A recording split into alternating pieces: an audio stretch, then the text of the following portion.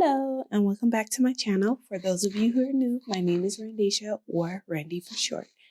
Okay, in today's video, we are going to be doing a mid-month budget check-in. I am on, I'm doing the second week of January, so let's go ahead and get started. So my process is basically the same every week, so I'm going to walk you through how I basically check in with my budget.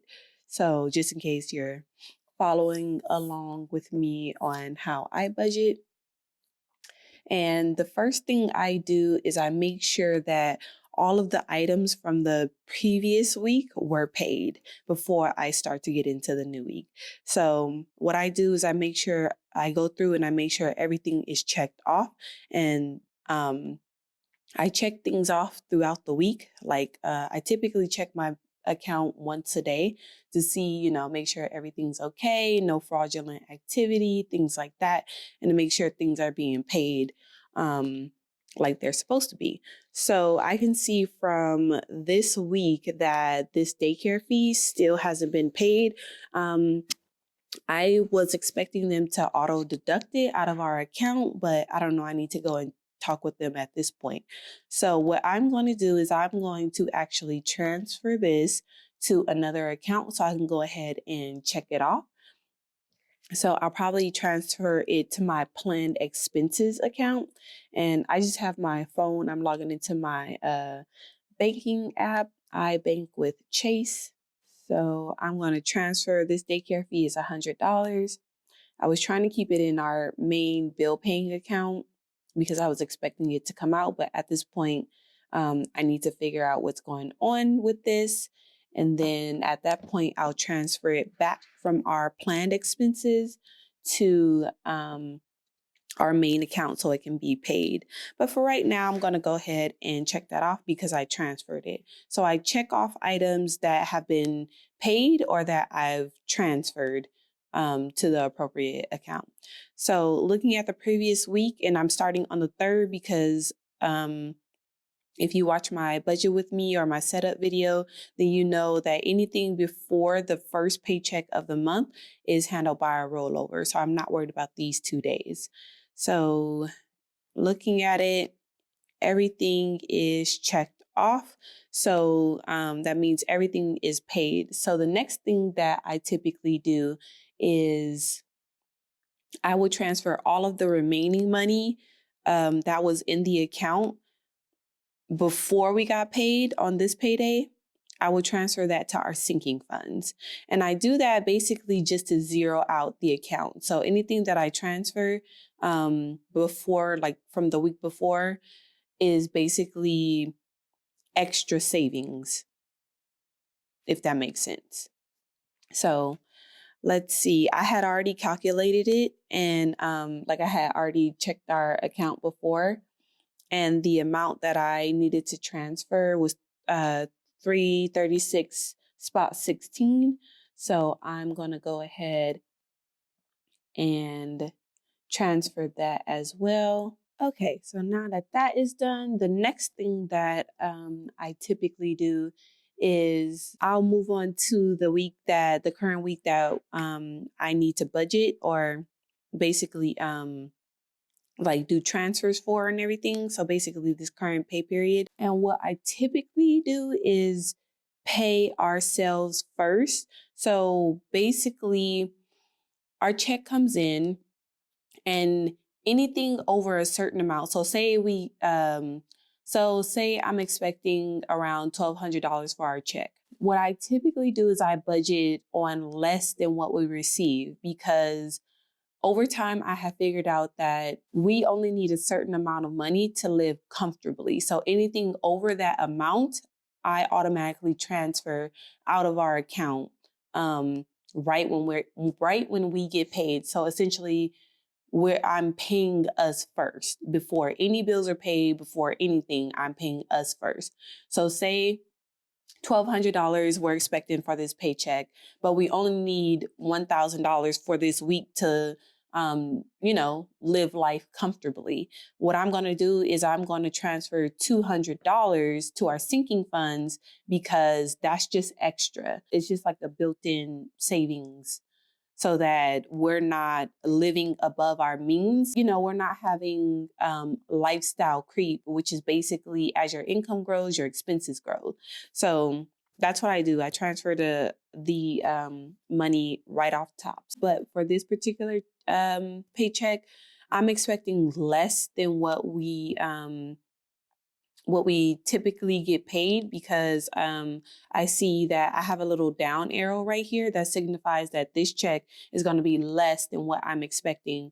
So basically, I'm not going to transfer any money. Like, I'm not going to pay ourselves first because I want to make sure that all these bills are going to be paid first. So what I'm going to do is I'm going to do all my transfers and then calculate basically what's remaining, if anything, or if I need to transfer money from like a sinking fund or savings or anything that was rolled over, or sorry, anything that was transferred to our sinking fund from this amount. I'm going to see if I need it to cover anything in this week because I'm expecting our check to be short. So I'm going to calculate it off screen on my phone. I have my phone right here. So our gas is $90. So I'm going to subtract that. Childcare is $320 a week. Groceries, I already ordered groceries, so I'm gonna deduct the actual. Typically, we budget $100 a week, and I'm trying to stick to that as much as possible. I'm trying to pay more attention to how much money we're spending on food. So diapers, we do $55 a week, and then I have a note. This is a note right here. It's not a expense per se. So I basically just told myself that on this day that I signed up for Walmart grocery delivery unlimited service. Right now we're in the trial period and I'm going to see how that works out. And then if everything goes good, then our trial will be, we will be charged for the delivery fee on the 26th once our trial is up. So that's just a note to when it started. And then I have it down here to when it needs to be paid. So I'm going to skip that. And then we have a checking fee. That's $25 a month. And then I have a note right here that my husband and I went out on a lunch date to Olive Garden. So that money already came out. So I need to adjust the amount that I'm budgeting as well for that. And then Netflix, it's $15.99 because we have the 4K version. And then natural gas, I like to budget $30. And Frontier is our internet service. So that is, it's $71 and some change, but I like to just round up sometimes. Sometimes I do the actual amount, which I just pull from my current expenses page right here. But most of the time I'll just round up. And okay, so Frontier, I'm rounding up to $72 and then nothing on this day and then nothing on this day. And then this is the next payday. So I stopped the day before our payday. So I see that we do have some money remaining. So, so what I'm going to do is I'm not going to pay ourselves first in this paycheck because, like I said, we receive less than what we typically get. So I'm not going to pay ourselves first. I'm going to, if anything is left this week, I'm just going to transfer what's remaining to the sinking funds. And this next pay period should be a normal pay period. I'm not expecting anything less. So at that point, that's when I'll pay ourselves first and transfer out the money right when we get it, like the extra money. Okay. So, I use this sticker right here to write down what's remaining, every week after each paycheck once I pay the bills. So I'm going to do that off camera. I have a little sticky note on the side that I'm keeping track of and that I pop into my planner when off camera. So just know that this is what this space is for. So what I'm going to do now that I know that we have enough money to cover this week, I'm going to go ahead and transfer any money, any funds that I need to transfer, and I'm going to pay any bills that need to be manually paid that aren't on auto pay is what I do next. So I see that gas needs to be transferred. So I'm going to go ahead and do that. So what I typically do is I'll try to lump all of the transfers that I need to do together. But you can do them separately, however you want to do it. But I usually just lump them together because basically we are charging our gas, childcare, and diapers to our Costco credit card. I need to go to the bank and actually open a savings account for each one of these, but for right now, I can't do it on my app for some reason. So for right now, I'm just going to transfer it to the Costco credit card account. And so 90 plus 320 plus 55 is 465. So that's what I'm going to go ahead and transfer to our Costco account. Okay, now that I've transferred that, I'm going to go ahead and check off gas, childcare, and diapers because those are taken care of now. This check-in fee is auto deducted, so I'm not going to worry about that. Netflix, natural gas, and Frontier are on auto pay, and I have nothing else remaining for the week. So basically, I'm done with my budget for this week. I need to just check throughout the week that these items are coming through or these items are being paid. So I'm just going to go to my account right now. Because this check-in fee fell on Sunday, the day that I'm recording this is the 13th. So this may or may not have come out over the weekend. So I'm just going to quickly double check. So it did not. So I'm going to leave that. It'll probably come out today. So whenever I see it come out, I'm going to check it off. So yeah, that's basically what I do for my budget, just to check in. Anything that that comes out throughout the week, I'll just check it off as the week goes on. And then that's basically what I do every week. And I make sure that I write down what's remaining so that throughout the week, if I need money like for an unplanned expense, then I can go ahead and know how much extra I have to spend outside of paying bills. So that way I know I won't overspend and blow my budget and I can live. I don't have to be stressed about money all the time because I know in the back of my mind, or I could just check my planner because I carry this with me. I can just check and see how much extra money, like if we can afford that purchase, basically. So even though one quick note, even though the money is remaining, like it's free money, it's not really free because it does, if you follow the Dave Ramsey zero base budget, that's what I do, but very loosely.